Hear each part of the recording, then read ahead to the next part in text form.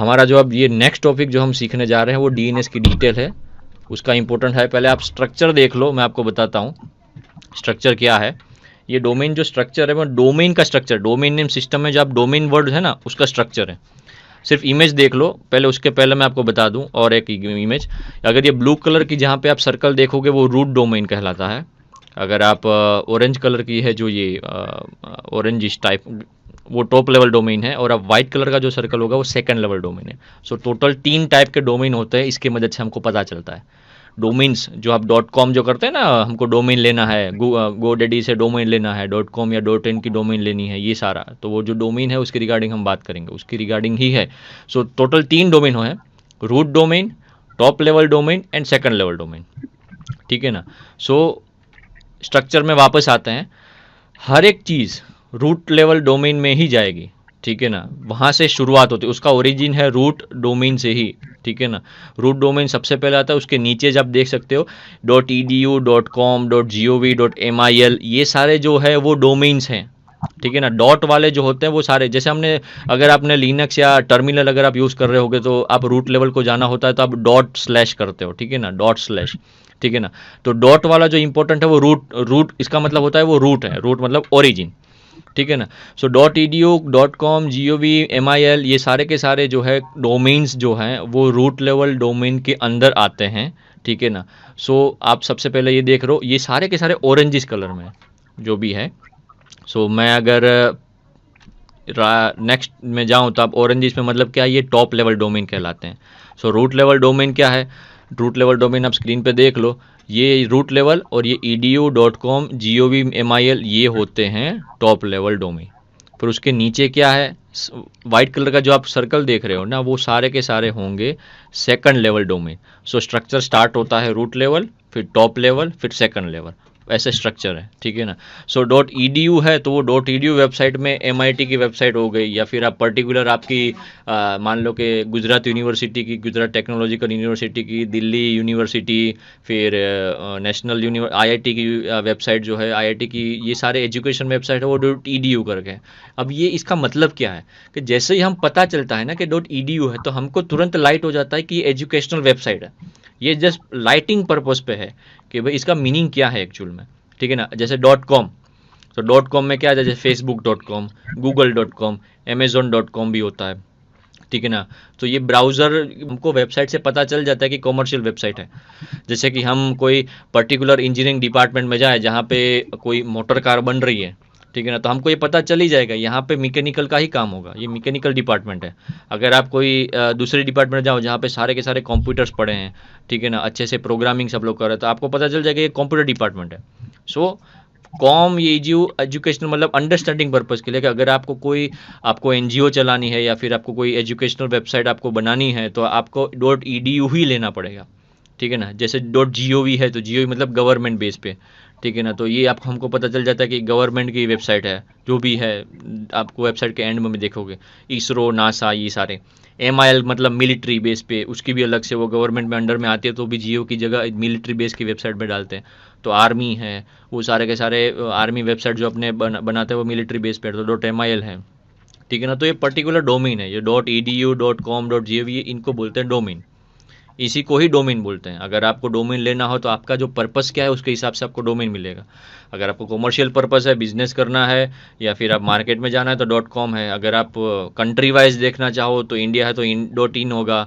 अगर आप UK में होगा तो .UK होगा, US में होगा तो .US होगा। ये सारे कंट्री बेस्ड वाले भी वेबसाइट्स हो सकते हैं, ठीक है ना। कि आपकी अमेज़ोन है तो amazon.com वाला भी है, कमर्शियल वेबसाइट जो ग्लोबली रहता है।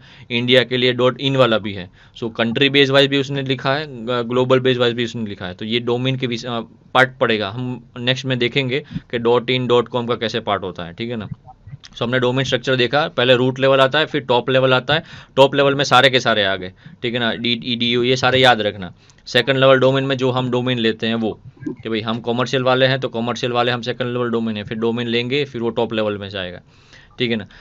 स्टार्ट है अभी, आज का टॉपिक है टॉप लेवल डोमेन। डोमेन का जो पार्ट था रूट, टॉप एंड सेकंड, ठीक है ना। रूट में सब आ गए, टॉप एंड सेकंड, तो हम टॉप से ही स्टार्ट करेंगे क्योंकि दोनों का कॉम्बिनेशन रूट में ही जाता है। रूट कोई पर्टिकुलर नया कुछ है नहीं, वो सिर्फ स्टोर करता है टॉप और सेकंड वाले को। सेकंड वाले को स्टोर करता है टॉप, टॉप वाले को स्टोर करता है रूट। ठीक है, सो हम स्टार्ट करेंगे टॉप लेवल डोमेन से। टॉप लेवल डोमेन TLD बोलते हैं शॉर्ट फॉर्म में, TLD। URL लिखा है यूनिफॉर्म रिसोर्स लोकेटर, इसको URL ही बोलते हैं। जब भी आप बोलते हैं ना मुझे लिंक दो या वेबसाइट दो, ठीक है ना, तो लिंक देना, वेबसाइट देना, मन शॉट URL देना, URL देना, यूनिफॉर्म रिसोर्स लोकेटर बोलते हैं उसको। सो हम लिंक की जगह हम URL भी बोल सकते हैं, ठीक है ना। ये अब स्क्रीन पे बाकी का भी भूल जाओ, सब डोमेन डोमेन अभी याद रखना हो तो भी इंपॉर्टेंट, कोई इशू नहीं है, लेकिन इतना इंपॉर्टेंट याद रखना TLD किसको बोलते हैं कि google.com पे आया ना तो वो .com वाला है, वो TLD आता है, टॉप लेवल डोमेन। हमने यहाँ पे देख लिया टॉप लेवल डोमेन का करल ऑरेंजिश है, यहाँ पे देख लिया .edu.com.gov, ठीक है ना। सो google.com ये गूगल जो है डोमेन है, ठीक है ना। www सब डोमेन है, और HTTP प्रोटोकॉल जो है हम जो पोर्ट पे काम करते हैं HTTPS और वो सब। तो सब डोमेन डोमेन के बारे में भी जानेंगे। डोमेन तो हमको पता ही है, हम कॉम जो है वो टॉप लेवल डोमेन में आता है। तो राइट हैंड पार्ट सिर्फ .com नहीं, वहाँ पे EDU भी आ सकता है, वहाँ पे MIL भी आ सकता है। तो वेबसाइट का जो आप URL का राइट हैंड पार्ट जो पोर्शन है .com इन GTLD और CCTLD। अब GTLD जो है वो generic top level domain, CCTLD मतलब country code top level domain. Country code मतलब कंट्री के बेस के हिसाब से टॉप लेवल डोमेन बनता है, और वहाँ पे जेनरिक जो हम .com.edu है वो। CCTLD मतलब कंट्री बेस, मतलब .in पाकिस्तान का होगा, .pk होगा, US का है तो .us है, UK का है तो UK होगा, ठीक है। सो कंट्री कोड जो है वो जियोग्राफिकल पर्पस से बनाते हैं, ठीक है ना। और जेनरिक है वो प्रोवाइड्स डोमेन ओपन होगी, वो जेनरिक है। कंट्री बेज होगी तो कंट्री बेज अलग से होगी, ठीक है ना। तो वो जियोग्राफिकल लोकेशन के एरिया के हिसाब से, अगर आपको नेशनल लेवल पे ही काम करना है तो इंडिया है तो .in आएगा। सो वो वहाँ पे अलग हो जाता है। सो डोमेन जब TLD अगर आप देखो ना तो TLD पे भी चेक करना कि ये जेनरिक है या कंट्री बेस है, कंट्री कोड। तो या जेनरिक होगा तो डोमेन नॉर्मल है, कंट्री बेस होगा तो आपको तुरंत पता चल जाएगा। अब कैसे पता करें वो हम देखेते हैं नेक्स्ट स्लाइड में। GTLD and CCTLD .com, .gov, .org, .edu educational based website, ये सारे के सारे जेनरिक हैं। मतलब वहाँ पे कोई कंट्री का कोई लोगो नहीं लगता कि भाई इसी कंट्री में ये वेबसाइट चलेगी, आउट ऑफ कंट्री अगर आप एक्सेस करोगे तो नहीं चलेगी। ये ऐसा नहीं है, जेनरिक में ऑल ओवर द वर्ल्ड आ गया। .com है तो फॉर कॉमर्शियल वेब बेस पे होगा, ये सारे GOV जो है गवर्नमेंट बेस पे होगा, .org ऑर्गेनाइजेशन बेस पे होगा, .edu मतलब एजुकेशन बेस पे होगा। ये सारे वेबसाइट जो TLDs जो है वो जेनरिक TLD में आते हैं। अब आते हैं हम कंट्री बेस के हिसाब से। मान लो कनाडा होगा तो .ca होगा TLD में, यूनाइटेड किंगडम होगा तो .co.uk होगा, इंडिया होगा तो .in होगा, ठीक है, US होगा तो .us होगा। तो वो TLD में अगर आप देखो तो आपको वहाँ पता चल जाएगा कि ये भाई CCTLD है। तो ठीक है ना। सो ये इंपॉर्टेंट चीज़ है। इसका हाई डिमांड जो क्या है, high demand of TLD .online, इसमें क्या इंपॉर्टेंट ये चीज़ है कि GTLD जो है TLD उसकी डिमांड ज़्यादा होने लगी। सो धीरे धीरे करके .edu की जगह .online भी आ गया, .club, .website, ये सारे के सारे जो GTLDs हैं वो ज़्यादा आने चालू हो गए डिमांड की वजह से। लेकिन उसमें एक परमिशन ये है कि only use A to Z 0 to 9 and hyphens, can't start and end with hyphens. Hyphen से स्टार्ट नहीं होगा और हाइफन से एंड नहीं होगा। A to Z या 0 to 9 हम लिख सकते हैं अगर हमको GTLD के बेस पे बनाना है तो, generic top level generic domain बनाना है तो। जैसे .co.uk है तो हाइफन जो है .co-uk करके होगा, ठीक है ना। सो .co.uk भी है, .co-uk भी हो सकता है। सो डैश का मतलब हाइफन बोलते हैं। A to Z भी यूज़ कर सकते, जैसे COUK.CA, ये सारे के ये है .in, ये A to Z 0 to 9 character use कर सकते हो आप।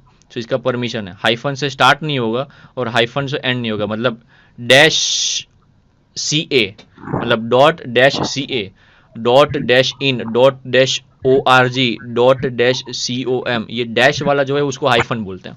सो हाइफन से स्टार्ट नहीं होगा और हाइफन से एंड भी नहीं होगा। कॉम डैश GOV डैश वो सब नहीं होगा, उसका भी एक क्राइटेरिया है। सो इम्पोर्टेंट चीज़ यहाँ पे टॉप लेवल डोमेन की इतनी ही है। जनरली ये कोई रॉकेट साइंस नहीं है, बस आपको याद रखना है ताकि आप जब भी कोई वेबसाइट देखो तो आपको पता चल जाए कि ये TLD जो है वो जेनरिक है या कंट्रो के। तो GOV आता है तो हमको ये भी पता चलता है कि ये गवर्नमेंट बेस्ड वेबसाइट है और ये जेनरिक है। अगर यूके आता है तो हमको ये पता चल जाता है कि ये भाई CCTLD है, कंट्री कोड है, ठीक है ना। सो यहाँ तक इम्पोर्टेंट है टॉप लेवल डोमेन का पूरा स्ट्रक्चर।